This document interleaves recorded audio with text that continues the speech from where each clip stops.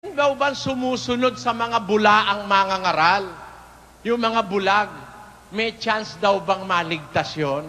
Ang sagot ko po ron, hindi gaya ng sagot ni Manalo. Ang sagot ni Manalo, sa labas ng kanyang iglesia, sa impyerno lahat kayo pupunta. Yun ang sabi ni Manalong malupit. Pakinggan nyo si Manalo. Alam ko na marami pong hindi sang-ayon sa mga kaibayo natin sa pananampalataya. Hindi sila papayag, Iglesia ni Cristo lang ang tagapagmana. Hindi sila papayag, tayo lang ang tinubos. Pero, mga kapatid, may katubusan ho ba sa labas? Kaya hindi pwede magmana nasa labas ng iglesia. Paano ka pa mamanahin sentensyado ka sa apoy? Ayan. Yan ang sagot ni Manalo.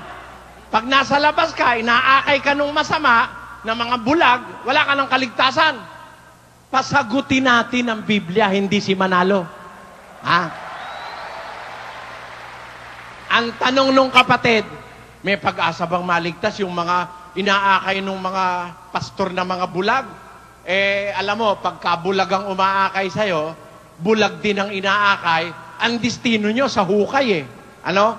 Pero, halimbawa, bulag yung umaakay, hindi naman bulag yung inaakay. Hindi naman bulag.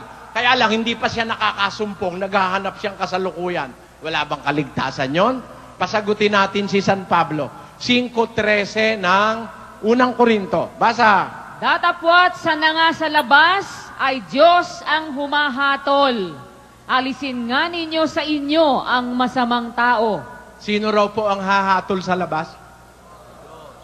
Ang liwanag Sa nasa labas, si Manalo ang hahatol. Gago!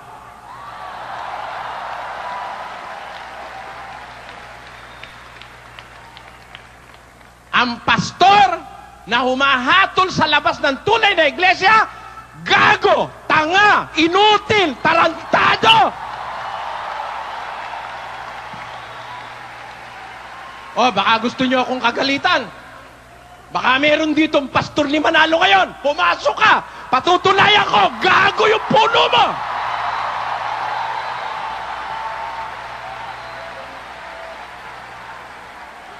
Sino ang paniniwalaan nyo, mga kababayan? Ang Diyos o si Manalo? Sumpain ang maniniwala kay Eranio Manalo at sa kanyang lahi. Sumpain kayo!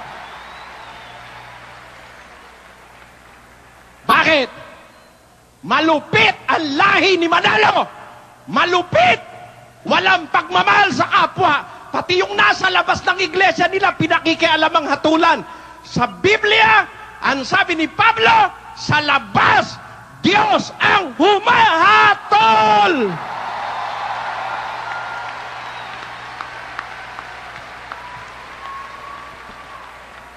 Tapos, pag nasa labas nyo, hatol kayo ng hatol. Bakit? Diyos ka ba? Nasa labas, hatol kayo ng hatol. Kakahiya kayo. Bobo kayo talaga sa Biblia. Kung alam nyo Biblia, hindi nyo hahatulan nyo nasa labas Yun ang hatol ni Eranio, sentensyado raw sa apoy. Yun namang anak niya, hatol sa nasa labas nila. Pakinggan nyo. Nasa kanilang pasugo po yan. Issue ng Hunyo 1976, page 29. Ang sabi ni Eduardo V. Manalo, hindi maliligtas ang nasa labas ng Iglesia ni Cristo. Kita mo yan? Yan ang hatol nung anak.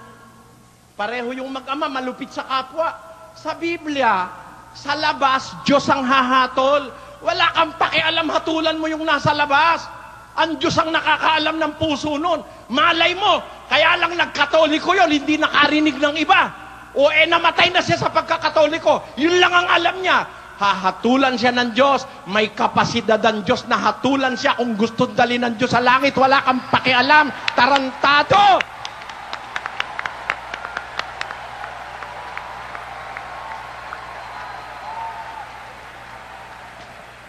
Ngayon, ganito. Sa tanong nyo po, May pag-asa bang maligtas yung nasa labas ng tunay na samahang sa Diyos? Ang Diyos po ang makakahatol doon. Ang Diyos kasi makakakita ng puso eh. Ako hindi eh. Hindi ko po pwedeng hatulan yon. Pero ang Diyos, siya hahatol. Kailan po ba hahatol ang Diyos? Pakinggan nyo. Hintayin na lang natin hatol ng Diyos, kapatid. Huwag natin silang hatulan. Ang Diyos kasi pwedeng magbigay siya ng pardon eh, di ba? Yung presidente ng Pilipinas, nagbibigay ng pardon eh.